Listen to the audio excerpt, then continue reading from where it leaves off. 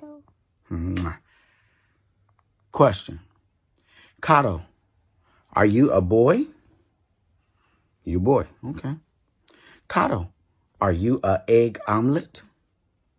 You're an egg omelet. Okay.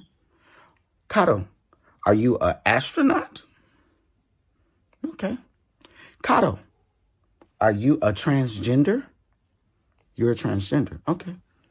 Kato, are you a Xbox 360 with a PlayStation core? You are? Okay.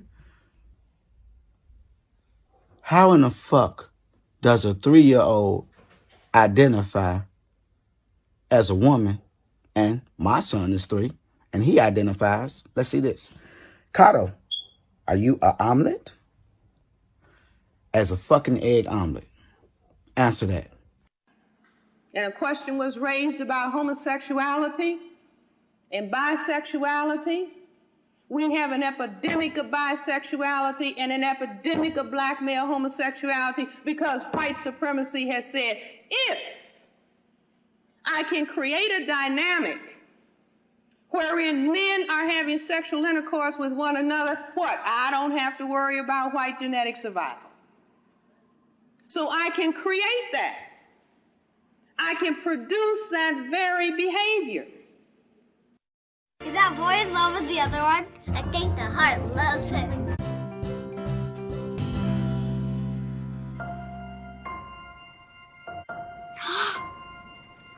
This is in a heartbeat. Oh, I saw this. Okay. In a heartbeat. Oh my god, this might make me cry.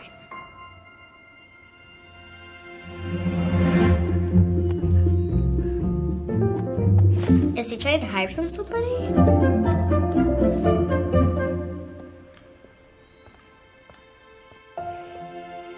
Maybe it's trying to show that he likes him.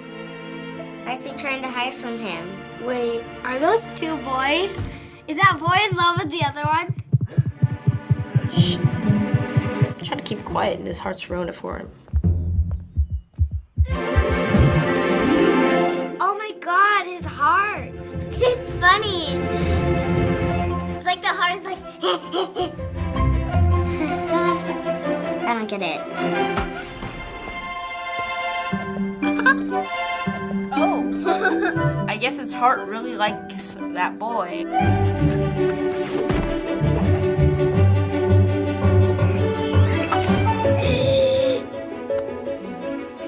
What's happening?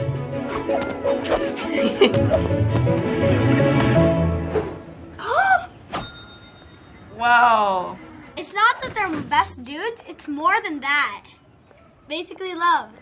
I feel like when I see like a guy that I think is cute and I'm like, oh, don't go over it, like I'll trip and fall and then be like, okay, it's okay. I think it's awesome they can portray something so amazing without saying any words.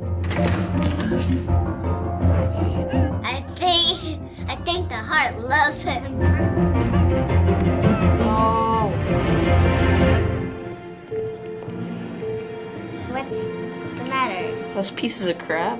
Don't look at him like it's weird.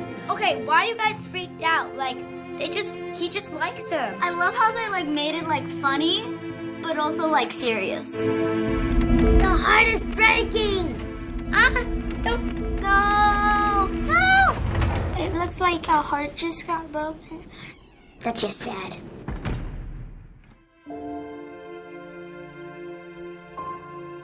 This is sad! It's so sad! So it's a boy liking a boy? I'm trying not to cry.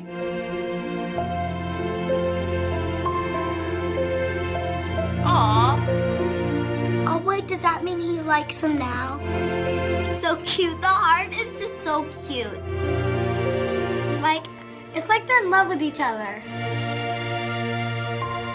It's very heartwarming. This is awesome. I liked it. It was cute. I saw something where they were talking about Black Lives Matter bringing LGBT studies to school, and that's another thing you got to watch out for. Because, see, even the dominant society, the conservative white people, see, a lot of this LGBT stuff is going to target white kids too. See, they want to target all children, black children in particular, but they want to start targeting children's sexuality early, especially white kids. Look, white kids are victims of this shit too. A lot of these white kids be getting molested left and right because they got immediate access to these perverted ass white supremacists. They're in the house with them. You understand? And I'm not, Captain fucking Kangaroo, but I'm just saying they got an agenda for them too. And some of the conservative white people know this. So this is why they go in on some of that agenda too, because they know what it is. I think every little kid dreams about being famous and being in movies. This is California. This is where you make it. This is where it all starts. You'll get signed by a label. You can star on Disney Channel. What kid wouldn't want that, right? I remember you asked me if I ever did anything with the guy before. I was not interested at 12. You're not recording this, right? Looks like an angel. Hollywood doesn't have any system in place to protect anybody, and children are way down on that list. Children need management just like everybody else. Walk like an angel. Everybody liked him. He became part of the family. In the beginning, it was happy, and then things started changing. Oh, you talk like an angel. They pick on people who they know will be victims. You have an adult who is manipulating the child. Like an just getting, hired on the spot like that. That had never happened before. It was obvious that something was going on. You fool me. The party made me feel uncomfortable.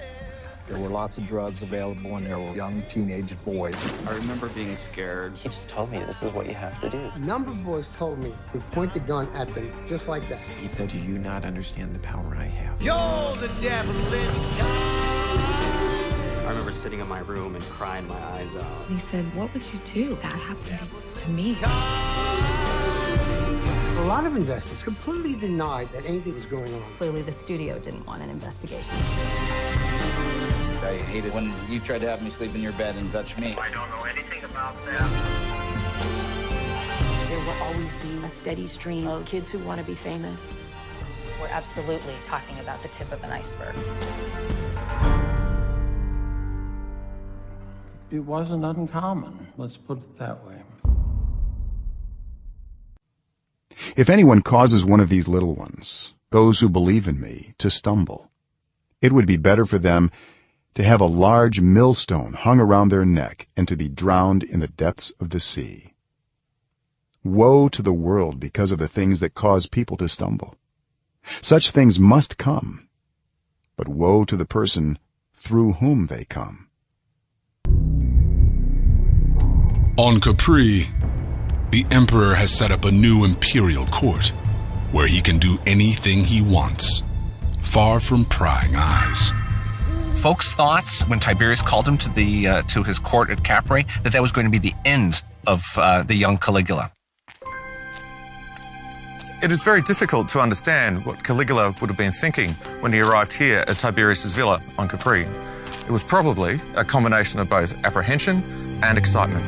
Apprehension because of what had already happened to his family and what could potentially happen to him. And yet enthusiasm because he was arriving here at the true seat of Roman imperial power under Tiberius. When Caligula arrives at the palace, to everyone's surprise, Tiberius welcomes him and takes him under his wing. Tiberius is getting older, and he needs to find a successor. The only option is that of Germanicus' son, Gaius Julius Caesar, otherwise known as Caligula. It will be Caligula's first taste of what it truly means to be emperor. But the world Caligula enters on Capri is unlike anything he or anyone has seen before. It's a hellhole of despotism and debauchery. Most of this villa was actually decorated with pornographic imagery on the walls, a bit like the ancient Roman equivalent of the Kama Sutra. Tiberius was having young boys and young girls running around in the gardens outside of the villa, scantily clad, having sexual encounters, and he would sit there and watch. In his large indoor pool, Tiberius swims naked with his young guests, affectionately calling them his minnows. Caligula is encouraged to join in, and he does, because the punishment for upsetting the emperor is often death. Tiberius likes to have his victims hurled off the rock cliffs next to his palace, 1,000 feet down into the sea. The closer you got to imperial power, the higher the stakes. Death was a daily threat if you were on Capri. On Capri, Caligula receives an education in violence, pleasure, and the intoxicating effects of absolute power. We all know about the orgies, that's the bit everyone remembers, but the important thing to remember is that he was a captive. He was being held there effectively against his will.